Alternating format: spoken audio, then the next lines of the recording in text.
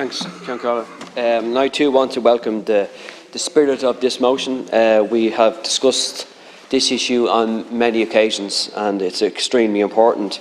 And independent living with those that are living with a disability is a fundamental civil right, and it's a right to work, it's a right to travel, and a right to live.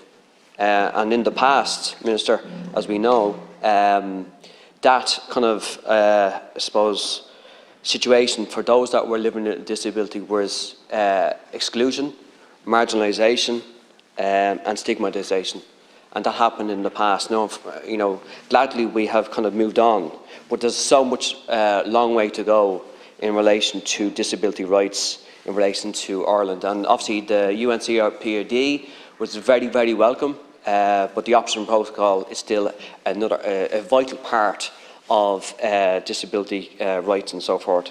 I think one thing that's very, very important in relation to this debate is about accessibility in relation to transport for those that are with a disability. And as Deputy Boyd Barrett has said, the Access for All campaign has been really, really, really good in relation to highlighting the issues that we all take, able-bodied people take for absolute granted. A very simple thing about lifts just not working in train stations. For us, we can go down the stairs, but for those that are in a wheelchair, it's just not possible. And if you don't have a lift working, then you can't access the train. Now, can you imagine how demoralising that feels for somebody, that's in a wheelchair? It's really demoralising. That shouldn't be the way. Now, thankfully, Irish Rail have tried to address some of these issues where lifts should be working. They're the basics. Now, even accessing kind of trains, buses, is quite difficult. We have to give kind of prior warning and so forth.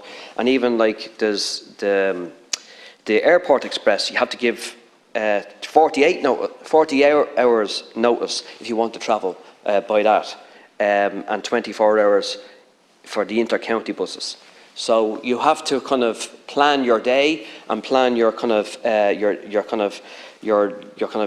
travel plans. And nobody's life should be subject to availability.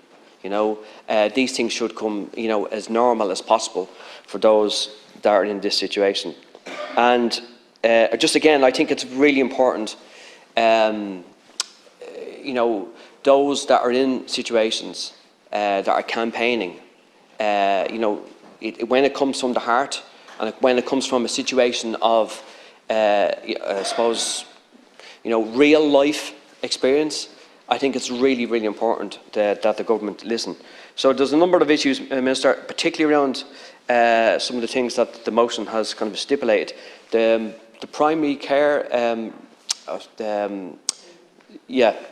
that needs to be reformed in a big way. It's extremely arbitrary, it's completely outdated, and it needs to be reformed in a big way, because I know many people that have contacted my office in relation to this, and they're extremely frustrated how actually it works. I think that needs to be updated, needs to be revised, and needs to be reformed, so people that need it, you can get accessibility to that particular form of funding. Thanks.